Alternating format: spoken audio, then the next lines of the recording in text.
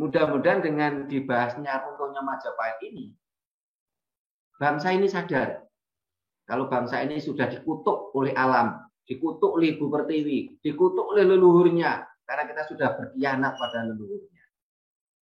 Sebelum melanjutkan, kami beritahukan kepada Anda, konten ini berisi narasi atau informasi dari berbagai sumber yang sedang banyak diperbincangkan di media sosial yang bisa Anda perdebatkan.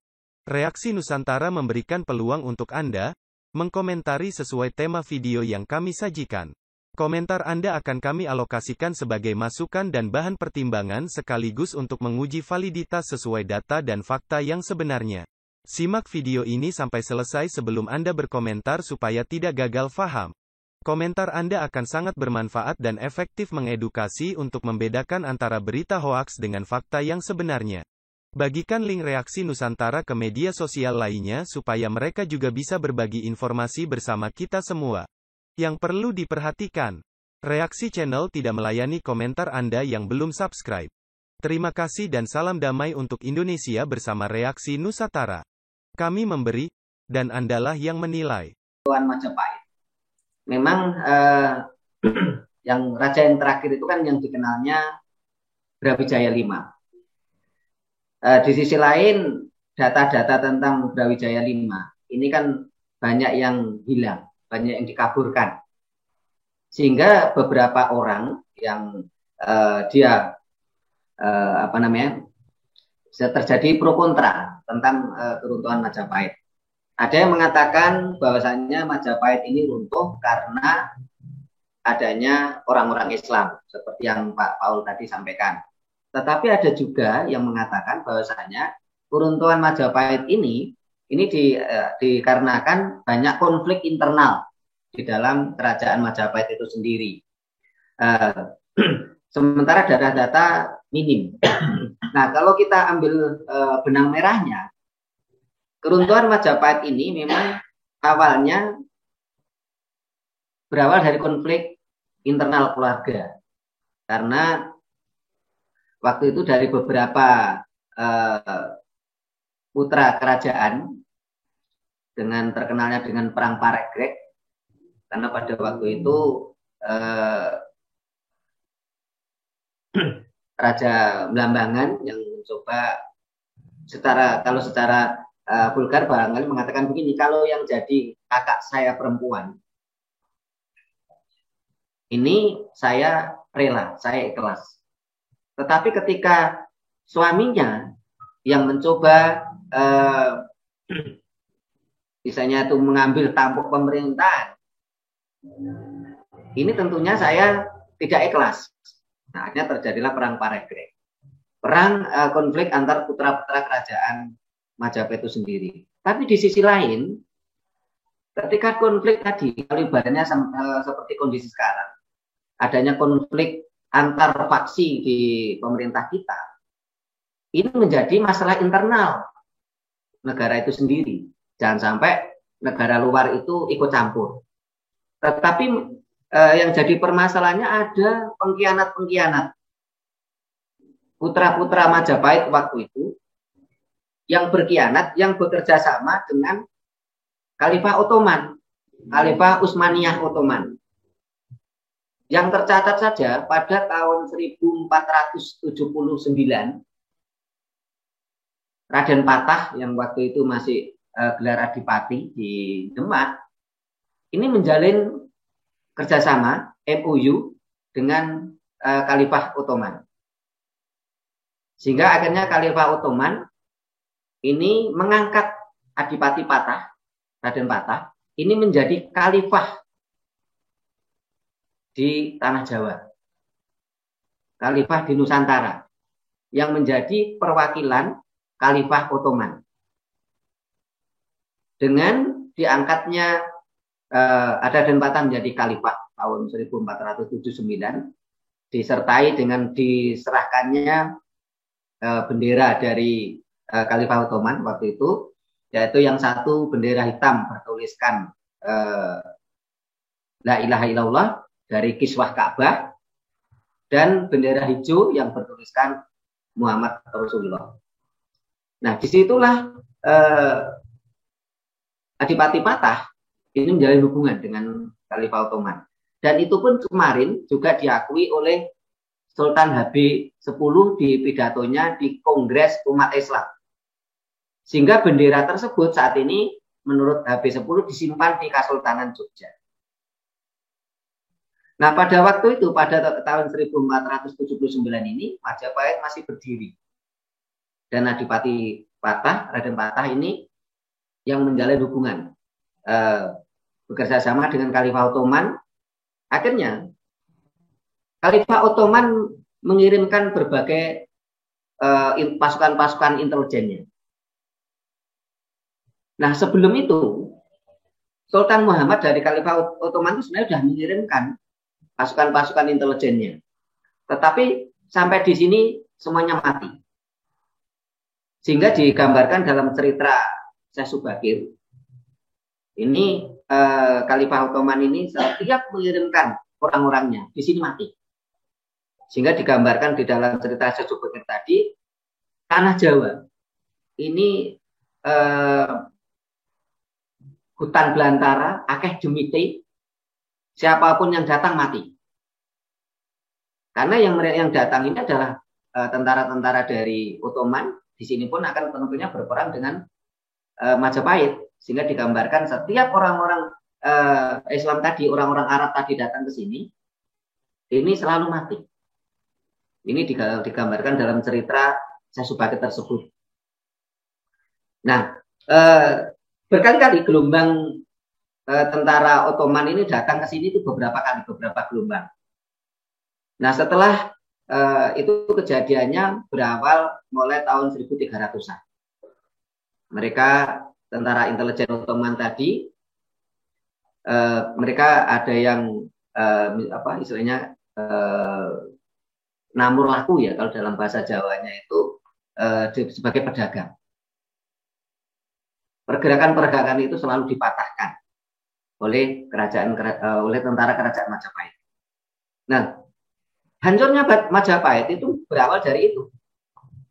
Berawal tahun 1479 itu yang terjadi MOU.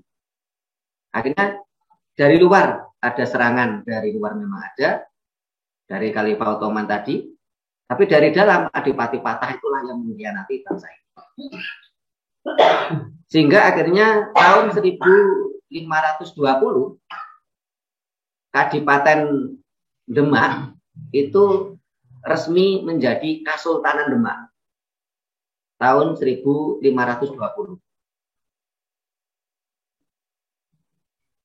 Jadi tahun 1479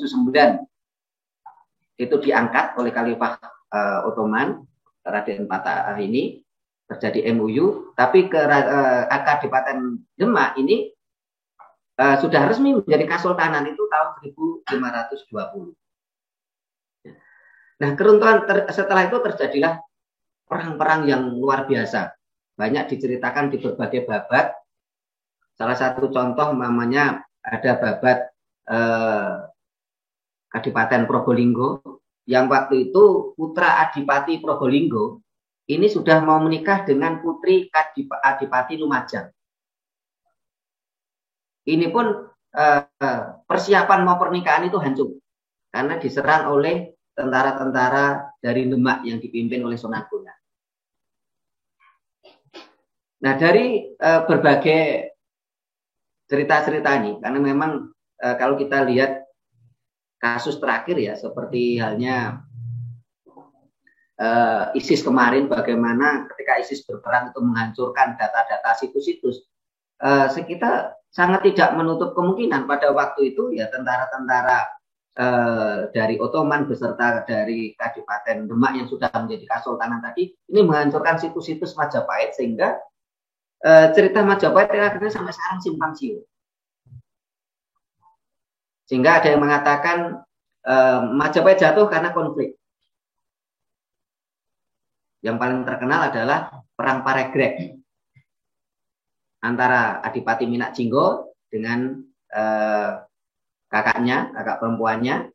Terus akhirnya disitulah terjadi cerita tentang Damar Wulan. Tetapi di sisi lain juga ada pengkhianatan bangsa itu sendiri. Yang tadi kita sampaikan, Adipati Patah yang waktu itu masih bentuk kadipaten. Kadipaten itu kan kerajaan kecil di bawah kerajaan Majapahit. Menjalin MOU dengan Ottoman 1479, setelah itu 1520 baru mereka resmi menjadi sebuah Kesultanan Demak dengan bentuk kekhalifahan. Raden Patah menjadi Sultan Demak dengan istilahnya khalifah, perwakilan khalifah Ottoman yang ada di Pulau Jawa atau di Tanah Jawa atau di Nusantara. Nah, dari berbagai versi tadi, tentunya kita berpikir mana yang paling benar. Nah, menurut kajian kita, dua-duanya benar. Konflik memang ada, tetapi sehebat-hebatnya konflik di dalam suatu negara, kalau tidak ada pengkhianatan, meminta bantuan dari luar, tentunya orang luar tidak akan bisa masuk mencampuri negara kita. Seperti halnya tadi Pak Paul di dalam prolog mengatakan bahwasanya Belanda ini tidak pernah menjajah kita 350 tahun. Betul, kita sepakat. Belanda tidak pernah menjajah Indonesia 350 tahun. Karena setelah Majapahit jatuh, kerajaan-kerajaan di Nusantara ini menjadi pecah-pecah menjadi kerajaan kecil yang berbackground agama. Di Jawa aja ada Kesultanan Demak, ya, atau ada kesultanan-kesultanan yang lain, termasuk di Banten, di Cirebon dan sebagainya. Terus di Lombok ada kesultanan sendiri, di Sumbawa ada kesultanan sendiri, di Sumatera ada sendiri, mereka pecah-pecah. Nah, ini merupakan kutukan kalau menurut saya. Kutukan dari ketika Majapahit jatuh, bangsa ini mengkhianati leluhurnya, yang diawali dari Sultan Adipati Patah tadi, Sultan Patah tadi, mengkhianati leluhurnya, mengkhianati bangsanya, akhirnya bangsa ini dikutuk. Sehingga setelah kejahatan Majapahit, kerajaan-kerajaan kecil. Nah, ketika yang datang ke sini kan memang bukan Belanda waktu itu. Tapi yang datang ke sini ini kan waktu itu kan VOC. VOC ini kan Financing of Company, itu kan persekutuan dagang. Nah, persekutuan dagang ini kan melakukan MOU dengan kerajaan-kerajaan, kesultanan-kesultanan yang berbackground agama tadi. Sehingga kita semua sangat sepakat lah kalau negara yang berbackground agama, mulai dulu sampai sekarang, selalu hancur.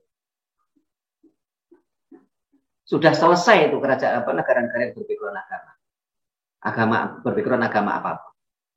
Sehingga sangat saat ini ada beberapa kelompok-kelompok yang mencoba menghidupkan kembali kekhalifahan. Ini rasanya sangat lucu. Apakah mereka mau mengulang kembali kegagalannya?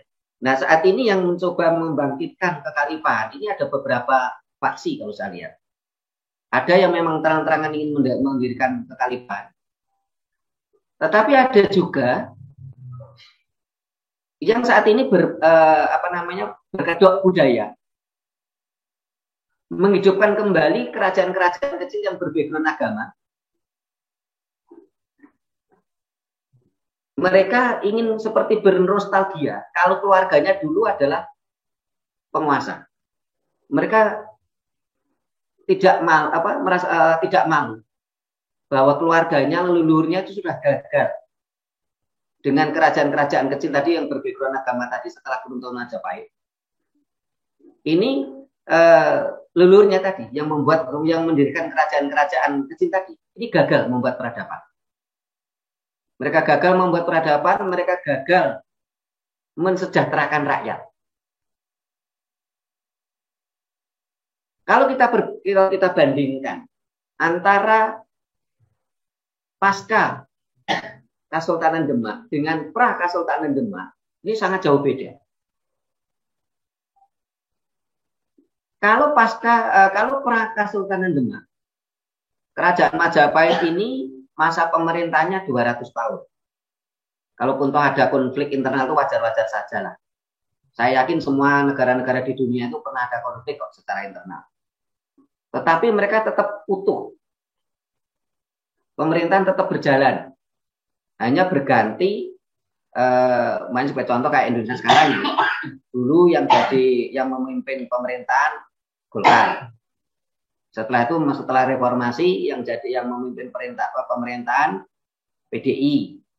Setelah itu yang berganti yang memimpin pemerintahan itu Demokrat. Dan sekarang kembali ke PDIP. Itu saya kira kan hal-hal wajar saja dalam sebuah misalnya itu kehidupan berbangsa dan bernegara. Tetapi masa pemerintahan Kesultanan Demak, Kerajaan Majapahit ini 200 tahun. Kerajaan Singhasari 100 tahun. Bahkan kita mampu menguasai sepertiga dunia. Tetapi masa pemerintahan pasca Kesultanan Demak ini pendek-pendek. Demak hanya 35 tahun. Berpindah ke Pajang hanya 18 tahun. Berpindah ke Mataram hanya kurang lebih 85 tahun. Setelah itu pindah ke Kartosuro hanya kurang lebih sekitar 55 tahun. Dari Kartosuro berpindah ke Surakarta. Malah lebih pendek, hanya 12 tahun. Surakarta pecah dengan perjanjian Giyanti. Nah, menjadi kerajaan kecil-kecil 4. Dan setelah perjanjian Giyanti, bangsa ini tidak lagi memiliki pemerintahan yang berdaulat. Karena siapapun yang menjadi raja di Kasunanan Surakarta dan Kasultanan Yogyakarta ini harus seizin Gubernur Jenderal VOC di Batavia. Mudah-mudahan dengan dibahasnya runtuhnya Majapahit ini, bangsa ini sadar kalau bangsa ini sudah dikutuk oleh alam, dikutuk oleh Ibu Pertiwi, dikutuk oleh leluhurnya, karena kita sudah berkhianat pada leluhurnya. Kita masa pemerintahan pendek-pendek, peradaban tidak terbangun, kesejahteraan juga tidak terbangun. Karena kalau Perang Demak itu peradaban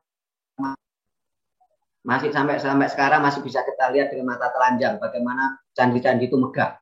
Itu bukti-bukti peradaban. Tetapi setelah pasca Kesultanan Demak, ini kan peradaban sudah tidak terbangun dengan baik. Nah, sehingga kalau ini semua menjadi penyadaran bangsa ini, tentunya tidak ada lagi yang teriak-teriak ingin mendirikan khilafah. Dan kita kembali ke berbakti pada leluhur. Kita kembali bagaimana Nusantara ini jaya. Tapi di sisi lain ada juga yang istilahnya pemikiran juga lucu.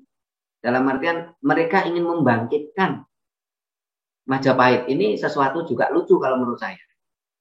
Karena secara hukum alam dalam bahasa Jawanya begini, tanono jamai wit jati cukul sak ndure dangkelan jati. Ibaratnya Majapahit ini kan pohon jati. Pohon jatinya sudah tumbang, sudah menjadi dangkelan. Tentunya tidak akan mungkin tumbuh jati yang baru di atas dangkelan jati. Ini hukum alam yang tidak bisa kita bantah. Tetapi akan bisa tumbuh pohon jati itu di samping-sampingnya dengan tumbuhan jati yang baru. Dan nampaknya ini sebenarnya sudah terkonsep oleh Bung Karno. Sehingga ketika Bung Karno mendirikan Negara Kesatuan Republik Indonesia, ini dasarnya Pancasila. Dan kita kemarin baru memperingati hari lahir 1 Juni. Konsep Pancasila ini adalah konsep Majapahit. Dalam artian tidak mendirikan negara yang berbasis agama. Karena negara berbasis agama ini selalu hancur. Di situ jelas NKRI adalah negara sekuler, bukan negara agama.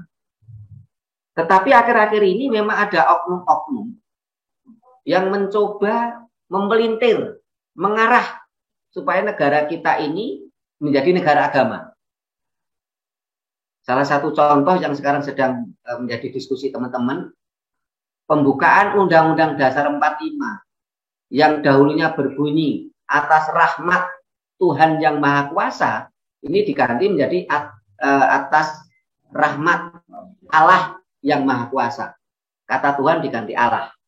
Ini secara logika jelas nggak mungkin, karena pada waktu itu yang menjadi komponen bangsa ini tidak sekedar umat yang percaya pada Allah.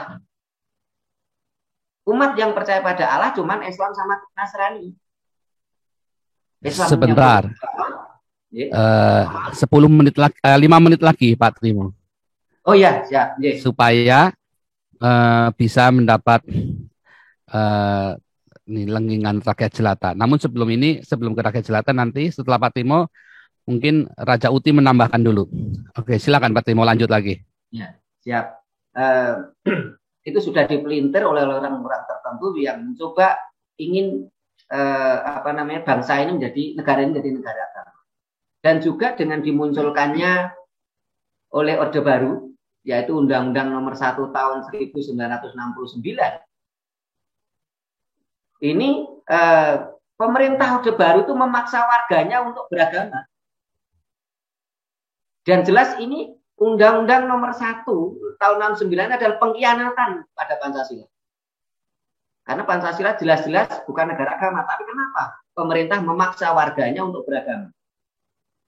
Dari data-data yang ada, tahun 40, tahun 50-an, bahkan sampai tahun 60-an, agama Islam itu tidak mayoritas di Indonesia.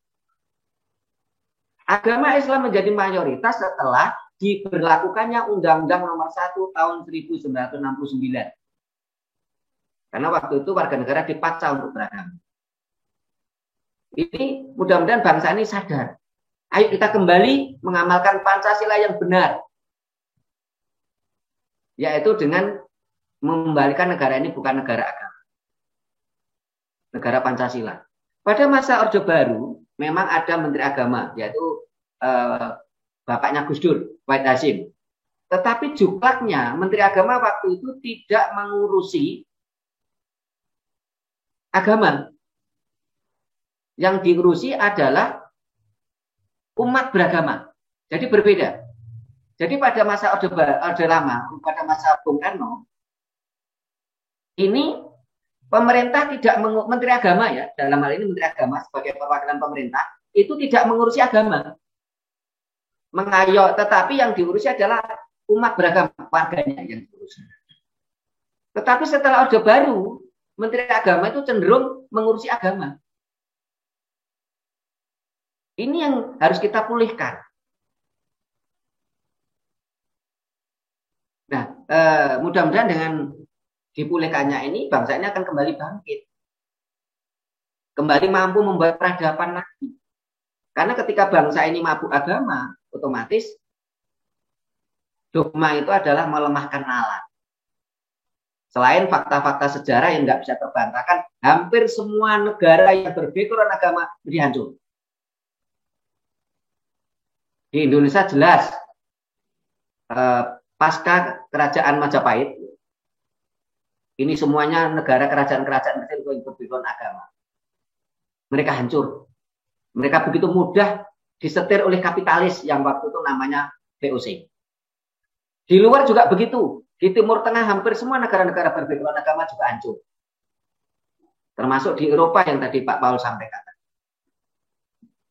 Nah, kembali ke runtuhnya Majapahit tadi.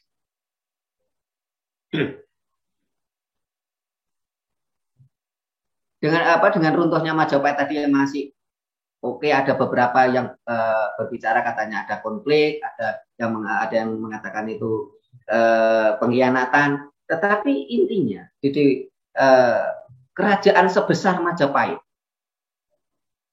tentunya kalau tidak ada pengkhianatan dan tidak ada serangan dari luar, tentunya kerajaan sebesar Majapahit itu tidak akan runtuh begitu saja. Sehingga di berbagai sanggit sastra Jawa dikatakan Majapahit ini runtuhnya karena digerogoti tikus. Ini menggambarkan bagaimana anak-anak bangsa ini yang berkhianat, menggerogoti dari dalam. Selain ada serangan dari luar yang digambarkan cerita Sesubagir tadi. Jadi tentara-tentara dari Ottoman itu datang ke sini. Tapi setiap datang ke sini itu mati karena tentara yang berbackground intelijen tadi juga bermusuhan dengan kontra intelijen kerajaan Majapahit. Sekira itu dulu Pak Paul, nanti supaya lebih jelasnya sambil diskusi saja. Betul. Terima kasih. Luar biasa. Rahayu. Rahayu. Bentar, ini kita lanjut dulu. Raja Uti dulu. Terima kasih Anda telah meluangkan waktu untuk memberi masukan kepada kami, dan semoga komentar Anda bisa bermanfaat untuk edukasi generasi penerus bangsa ini, terutama bagi diri kita sendiri dan untuk mereka yang mau berpikir dengan akal sehat. Karena dengan akal sehatlah kita bisa bedakan mana yang terbaik untuk orang lain, saudara, keluarga dan terutama untuk diri kita sendiri. Semoga hari-hari Anda selalu dirahmati Tuhan Yang Maha Esa. Dan sampai ketemu lagi di konten Reaksi Nusantara channel berikutnya. Salam sejahtera bersama keluarga.